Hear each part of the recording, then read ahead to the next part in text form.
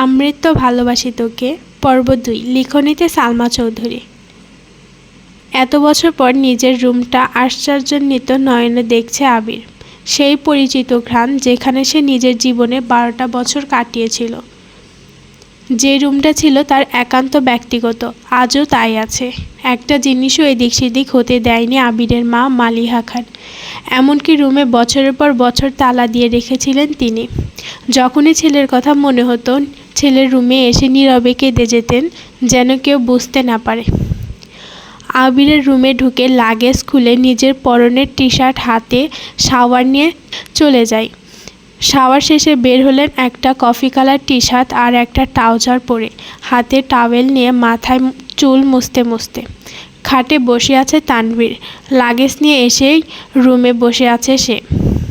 তানভীরকে দেখে আবির জিজ্ঞেস করছে, কি হলো, কিছু বলবি? তানভীর মুচকি হেসে জিজ্ঞেস করছে, আচ্ছা ভাইয়া, ওই লাগেজটা ধরতে দিলে না কেন? কি আছে ওটাতে? আবিরের চক্ষুদয়ে উদ্বেগ স্পষ্ট। চোয়াল শক্ত করে উত্তর দিল, ওটাতে আমার পার্সোনাল কিছু জিনিস আছে। তানভীর হাসতে হাসতে উত্তর দেয়, সেই পার্সোনাল জিনিসগুলো দেখতে চাচ্ছে আমার অবুঝ মন। কী করব বলো? স্বভাবসুলভ গম্ভীর কণ্ঠে উত্তর দিল আবির, কাউকে দেখানোর জিনিস আশা করি পার্সোনাল হবে না। তানভীর ভাইয়ের আপত্তিস্বর বুঝতে পেরে এই বিষয়ে আর কিছু বলেনি, শুধু জিজ্ঞেস করে, বিকেলে কি বের হবে? আবির উপর নিচ মাথা নেড়ে হ্যাঁ সূচক সম্মতি জানায়। তানভীর কথা না বাড়িয়ে চুপচাপ বিদায় নেয় রুম থেকে। আবির খাটের এক কোণায় বসে মোবাইল হাতে নিজের গুরুত্বপূর্ণ কিছু চেক করতে ব্যস্ত হয়ে পড়ে। মেঘ নিজের রুমে ঢুকে শপিং ব্যাগ খুলে 3টা ড্রেস বের করলো। 3টা জামাই অসাধারণ সুন্দর, 2টা গ্রাউন্ড ড্রেস আর একটা গর্জিয়াস কাচের 3 পিস। ল্যাপটপটাও খুলে দেখে, তার প্রয়োজনীয় সকল অ্যাপ ব্রাউজার অলরেডি ল্যাপটপে সেট করা আছে। মেঘের দৃষ্টি যায় র্যাপিং পেপারে মোড়ানো বক্সের দিকে। র্যাপিং পেপার খুলতেই চোখে পড়ে 3টা উপন্যাসের বই, যেগুলোর উপরে ছোট একটা চিরকুটে লেখা, অ্যাডমিশনের পরে পড়বি।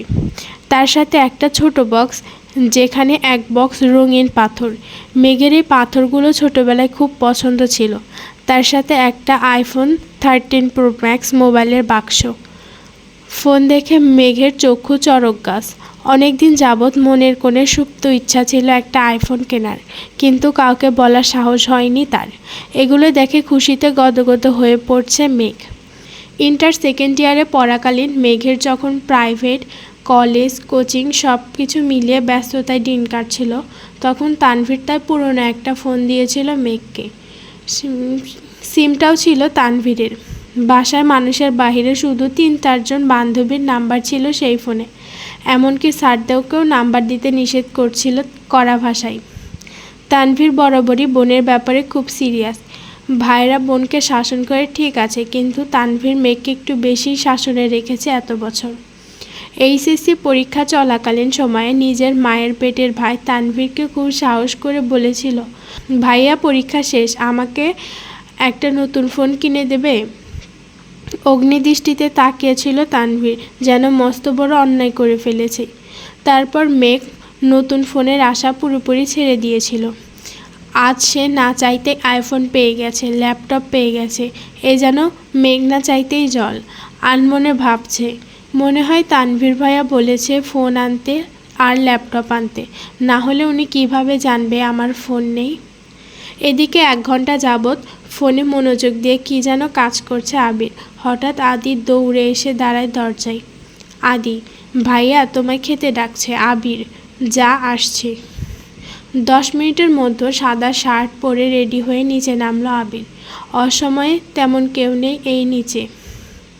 বিকেল 4টা বাজে, সবার খাওয়া শেষ অনেক আগেই। মালিহা খান বসে আছেন ছেলের জন্য। ছেলের ফিটফাট হয়ে রেডি দেখা দেখে মালিহা খান জিজ্ঞেস করছেন, কোথাও যাবি? আবির, হ্যাঁ, একটু কাজ আছে। আবির চুপচাপ খাবার খাচ্ছে। ছোটবেলার যা যা সে পছন্দ করত সব রান্না হয়েছে আজ। সব খেতে পায়নি, যতটুকু সম্ভব খেয়ে উঠে পড়েছে। এরই মধ্যে তানভীর হাজির হয়েছে। ভাইয়া, রেডি আমি। এখন যাবে নাকি লেট হবে? আবির, এখনই বের হব। মালিহা খান রান্নাঘর থেকে ডেকে বলছেন, গাড়ি নিয়ে বের হবি না? চাবি নিয়ে যা। আবির, গাড়ি লাগবে না আম্মু, দুই ভাই বের হয়ে গেল। যৌথ পরিবারগুলোর সবচেয়ে আনন্দময় সময় হলো সন্ধ্যাবেলা। বাড়ির সকলে মিলে হইচই করে বিকালের নাস্তা খাওয়া, একটু টিভি দেখা, খেলাধুলা করা, আড্ডা দেওয়া।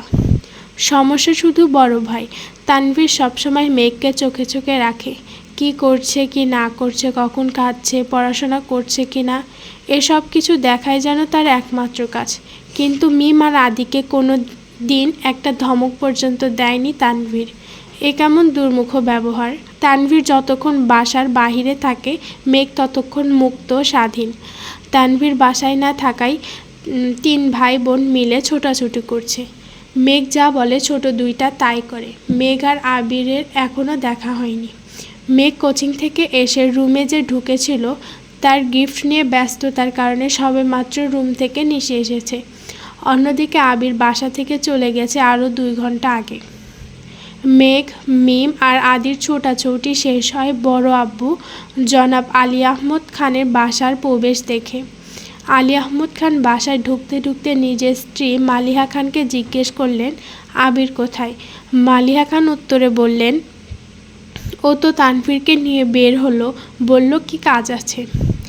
আলী আহমদ খান সোফায় বসতে বসতে মেঘের দিকে তাকিয়ে প্রশ্ন করলেন, পড়াশোনার কী অবস্থা আম্মু? মেঘ শান্ত স্বরে উত্তর করল, আলহামদুলিল্লাহ ভালো আব্বু। তবে তবে কি? প্রশ্ন করলেন আলী আহমদ খান।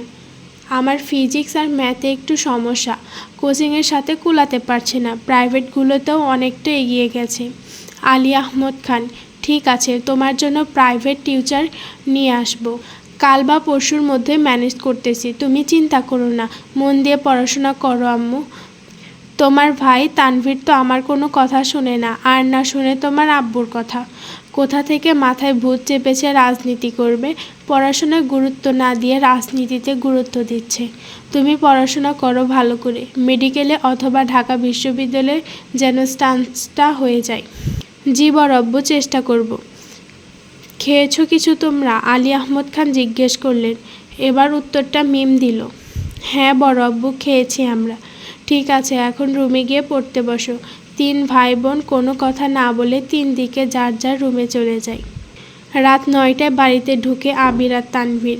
খাবার টেবিলে খেতে বসেছেন 3 ভাই আর আদি। মিম, মেঘ কেউ নেই। রান্নাঘরে 3 যা খাবারের রেডি করছেন।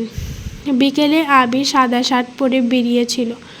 সাদা শার্টের 2-3 জায়গায় একটু একটু রক্ত লেগে আছে, আর আবিরের হাতে 3টা 1 টাইম ব্যান্ডেজ লাগানো। নজরে পড়ে ইকবাল খানের। কিরে আবির, তোর হাতে কি হয়েছে? শার্টেই বা দাগ কিসের? এই কথা শুনে ছুটে আসেন মালিহা খান। কি হয়েছে আবির? বুকের ভিতর ছ্যাদ করে উঠেছে। একমাত্র ছেলের শরীরে একটা আচরও মা সহ্য করতে পারেন না। আবির, তেমন কিছু না, হাতে একটু লেগেছিল, ঠিক হয়ে যাবে, চিন্তা করো না। আর কথা না বাড়িয়ে সিঁড়ির কাছে চলে যায় আবির। আলী আহমদ খান ছেলের দিকে তাকিয়ে প্রশ্ন করেন, খাবে না? না আব্বু, বিকেলে খেয়েছি, খিদে নেই, এই বলে রুমের দিকে চলে যায় আবির। আবিরের কণ্ঠ শুনে মেঘ রুম থেকে বের হয় তাড়াতাড়ি। এতগুলো গিফট দিল, অবশ্যই ধন্যবাদ জানানো উচিত। 7 বছরের ভাইয়ের মুখটাও দেখেনি সে। কিন্তু মেঘ রুম থেকে বের হতে হতে আবির রুমে ঢুকে পড়েছে। মেঘের চোখ মুখে নীরবতা। নিচে গিয়ে সবার সাথে খেতে বসে। তানভীরও খেতে বসেছে হাত মুখ ধুয়ে। ইকবাল খান তানভীরের উদ্দেশ্যে বলে, তুই তো ছিলি আবিরের সাথে, কি হয়েছে বল? তানভীর, চাচ্চু আমি তো ভাইয়ার সাথে বের হয়েছিলাম, কিন্তু আমি পার্টি অফিসে চলে গেছিলাম, তাই সঠিক জানি না। মেঘ যেন কিছুই বুঝতে পারছে না। বাড়িতে এসেছে 7-8 ঘন্টা হয়ে গেছে মানুষটার, অথচ সে এখনও দেখেনি তাকে। তার মধ্যে আবার কী অঘটনও ঘটিয়ে ফেলেছে। সে শুধু চাচ্চু আর ভাইয়ের মুখের দিকে তাকাচ্ছে বারবার। আলী আহমদ খান গম্ভীর স্বরে তানভীরকে বললেন, সে তো তোমার ভাই, কম বন্ধু বেশি, তাকে বলে দিও কোনো প্রকার মারপিট আর রাজনীতিতে যেন না জড়ায়। আর এটাও বলে দিও তাকে, তার বয়সটা কিন্তু আমি পার করে এসেছি। তাকে দেশে এনেছি মারপিট করার জন্য না, আমাদের ব্যবসার হাল ধরার জন্য। তানভীর, আসলে বড় আব্বু, সামান্য হাত কেটেছে ভাইয়ার। আলী আহমদ খান, থাক, আমায় কিছু বোঝাতে হবে না। কোনটা মারপিটের কাটা আর কোনটা কেটে যাওয়া আমি তা বুঝি। তুমি তো নিজের রাস্তা বেছে নিয়েছ, অন্তত তাকে বোঝাও এসবে যেন না জড়ায়। তানভীর: জি বড় আব্বু। মেঘ আচমকা প্রশ্ন করে বসে, কি হয়েছে? তানভীর মেঘের দিকে চোখ রাঙিয়ে তাকিয়ে বলে, তুই চুপচাপ খা। ইকবল খান বড় ভাইয়ের দিকে তাকিয়ে বলে, আবির কেন মারামারি করবে? এত বছর বাহিরে ছিল ছেলেটা, এখানে ওর কি এমন শত্রু আছে? বাড়ির সবার মধ্যে নীরবতা, কেউ কোনো কথা বলছে না। মেঘ মনে মনে ভাবছে, আবির ভাইয়া মারপিট করেছে, কিন্তু কেন?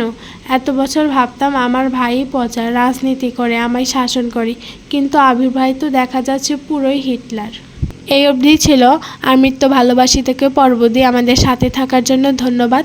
আমাদের চ্যানেলটি সাবস্ক্রাইব করবেন।